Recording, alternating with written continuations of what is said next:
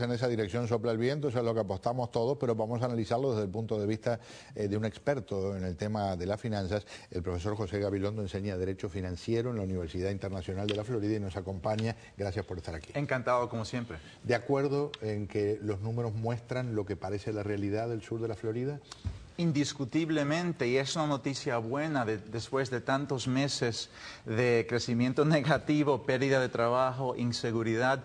Lo único que yo quería hacer es ponerlo en el contexto, que no vamos a volver a tener otra burbuja. Ojalá que no. Ojalá que no, aunque tú sabes, hay este fenómeno curioso, la gente se olvida. Sí. Hay un economista, Galbraith, que dice, la gente tiene una memoria económica que dura 20 años, entonces se olvidan que perdieron dinero y sobreapuestan de nuevo. A mí me parece que el ciclo de olvido se ha achicado, nos olvidamos y dentro de menos tiempo.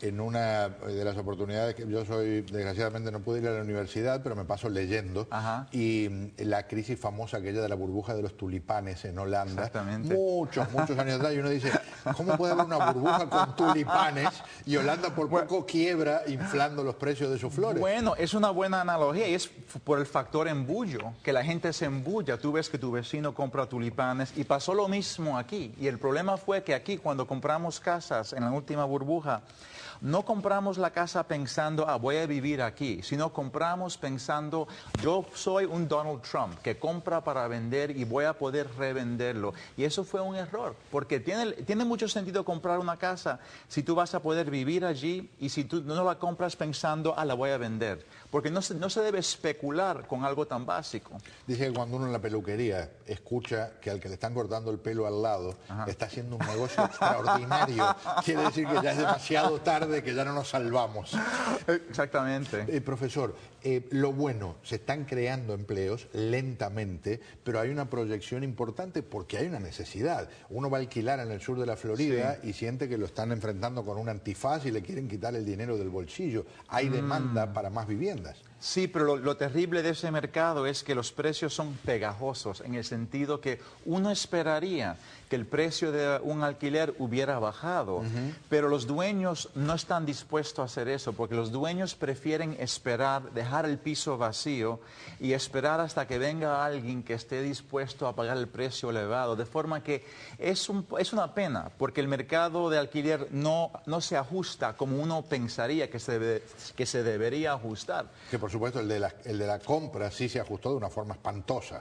Espantosa, y en parte ahora se empieza a reanimar un mercado más razonable, porque fíjate, todavía es difícil adquirir crédito para comprar una casa, tienes que dejar una entrada más grande, tienes que esperar más tiempo, y en parte eso es bueno porque la demora en el proceso te hace pensar más. Y hay mucha gente que se equivocaron la última vez y compraron casas demasiado grandes y ahora eso va a pasar menos. Porque también el problema es cuando tú compras una casa, la casa no es el problema, es la hipoteca. La hipoteca es el problema porque, fíjate, una hipoteca dura 30 años, pero la persona no está acostumbrada a pensar a ese plazo. Quizás, o sea, el plazo más largo en que pensamos quizás es tener hijos, 15 años, algo así. Pero pensar en, concho, ¿qué voy a hacer en 30 años? Es que no estamos preparados para pensar así. El péndulo famoso, ¿verdad? Se pasó de los bancos con un lazo, atrapando gente y regalándole crédito. Nos fuimos para el otro lado, no se le da crédito a nadie. Está empezando a aflojar. Muy poco. Y, o sea, me gusta tu analogía porque los bancos se equivocan en ambas situaciones. Antes concedieron demasiado crédito y ahora no están concediendo el crédito que deben conceder. Y por eso el gobierno federal reconoce eso y está pensando cómo actuar de una manera contra el ciclo. Porque los bancos siempre van a actuar así. El problema es cómo incentivarlos para que no lo hagan. Y hasta ahora los reguladores de los bancos no han solucionado ese problema. Desde el punto de vista académico, ¿qué se le ocurre sería razonable para que estemos protegidos en un camino intermedio? ¿Hay suficiente crédito para que haya fluidez? ¿No hay demasiado como para que podamos caer en otra burbuja? ¿Cómo? Bueno, es una muy buena pregunta, una pregunta compleja y yo creo que lo que a mí me parece que tiene sentido es intentar que la regulación sea contracíclica. Y eso significa que en el momento alcista de la burbuja, cuando todo el mundo quiere prestar y hacer préstamos, el gobierno lo frena imponiendo cargos al banco y eso lo hace ir más despacio. Y en momentos como ahora, donde mucha gente quiere pedir dinero prestado, pero el banco no quiere prestar, el gobierno facilita el crédito. Eso sería una forma anticíclica de actuar. Y esta última vez el Congreso se dio cuenta que la regulación tiene que ser más anticíclica, porque no se pueden escapar los ciclos. Hicimos el error, siguiendo Greenspan, en pensar que habíamos trascendido el ciclo comercial. Bueno, no, eso no es cierto, no se puede trascender eso. El altibaja. Eso es una realidad que... Es una realidad comercial de la vida, no se puede evitar y hay que lidiar con eso. Muchas veces dicen, ¿por qué el presidente, sea demócrata, sea republicano, no toma una decisión que permita que haya crédito? Eso no existe. Es como cuando dicen, ¿por qué no hace que baje la gasolina el presidente? Es una muy buena pregunta y por eso los bancos centrales tienen que ser independientes del proceso político. Porque si el Banco Central no fuese independiente, Obama pudiese llamar a Bernanke y decir, mira, tienes que bajar el interés hoy mismo, porque mi elección es en 2 meses. Y sabiendo que los políticos harían eso, tenemos esta cultura de poner el Banco Central como detrás de un muro, y que hace decisiones por su propio... El problema es que ese muro, a la gente que está afuera, es antidemocrático, y lo es, tiene que ser antidemocrático, y parece como un muro de indiferencia. O sea, hay mucha gente comiéndose un cable. ¿Por qué el Banco Central no ayuda? Bueno, porque es precisamente en ese momento donde el Banco Central tiene que hacer esa cosa poco popular y frenar. El Banco Central hizo algo completamente fuera de lo común cuando quedó contra el cero en las tasas de interés. Empezó a comprar deuda, empezó a básicamente mover dinero a través de documentos del gobierno, digamos, pero... ocurre una cosa muy interesante, se comprometió públicamente, primero en general hasta que por un par de años no iban a subir las tasas y después hasta que el desempleo no llegue a cierto nivel.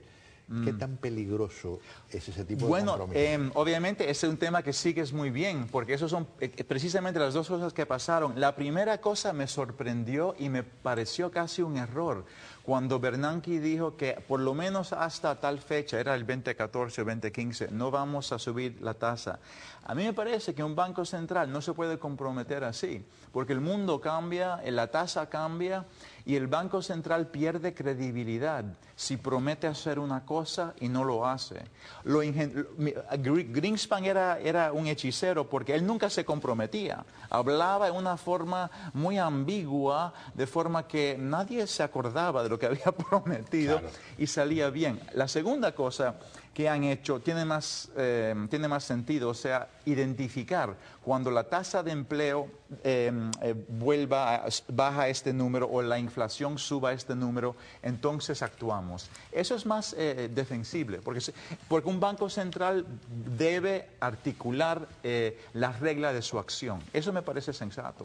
Un minuto para un tema que es más técnico, que tiene que ver con el presupuesto y con lo que está en marcha ahora con los cortes automáticos y con la discusión de presupuestos.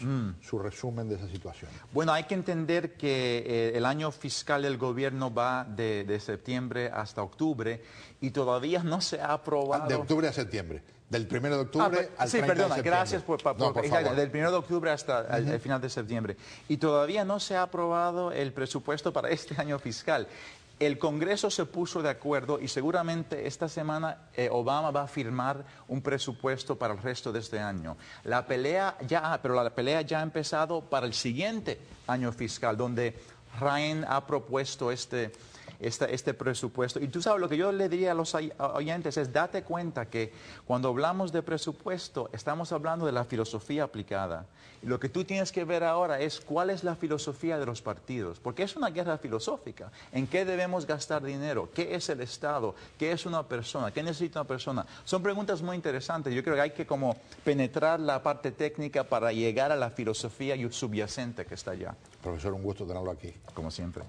Vamos a un paréntesis. Al regresar, los 3 cabilderos que se reúnen.